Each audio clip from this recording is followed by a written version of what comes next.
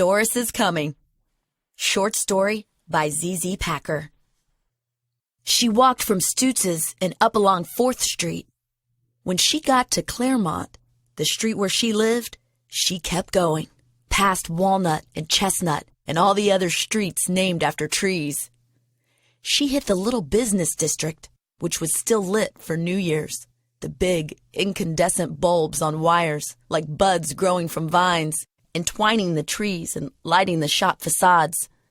When she walked farther, she felt for the first time some purpose other than solitude motivating her. She rushed and did not know why, until she found it. Clovey's 5 and Dime. As soon as she saw it, she knew what she was doing. It was warm inside, and she made her way to the soda fountain, even warmer from the grill's heat. A white man stood at the ice cream machine and whirred a shake. 2 white men sat at the counter and talked in low, serious tones, occasionally sucking up clots of shake through a straw.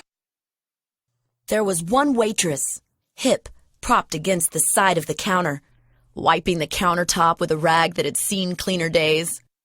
Without looking up, she said, "Sorry, we don't serve colored people." "Good," Doris said. "I don't eat them." She remembered Helen telling her that this was the line someone used during a sit-in, and Doris was glad to have a chance to use it. The waitress frowned, confused, but when she finally got it, she laughed. "Seriously, though," the waitress said, turning solemn, "I can't serve you." The 2 men talking looked over at her and shook their heads. They began talking again, occasionally looking over at Doris to see if she'd left. "What if I stay?" The waitress looked to the man making the shake, eyes pleading for help. "I don't know.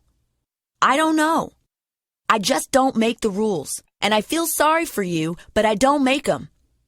The man walked over with a shake and gave it to the waitress, who bent the straw toward herself and began to drink it. "Look," the man said to Doris, "I wouldn't sit here. I wouldn't do that." "You wouldn't?" "I wouldn't if I were you." She sat, shaking. She brought out her world history book. She'd made a book cover for it with a paper bag, and she was glad she'd done it because she was sweating so much it would have slipped from her hands otherwise. She set it on the counter, opened it as if she did this every day at this very shop, and tried to read about the Habsburgs, but couldn't. It occurred to her that other students who did sit-ins were all smarter than she. They'd banded together and had surely told others of their whereabouts, whereas she had foolishly come to Clovey's all by herself.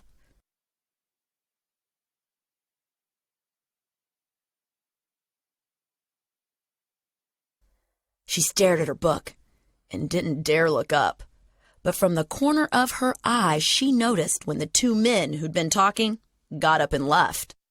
The man at the ice cream machine made himself some coffee and beckoned the waitress to him.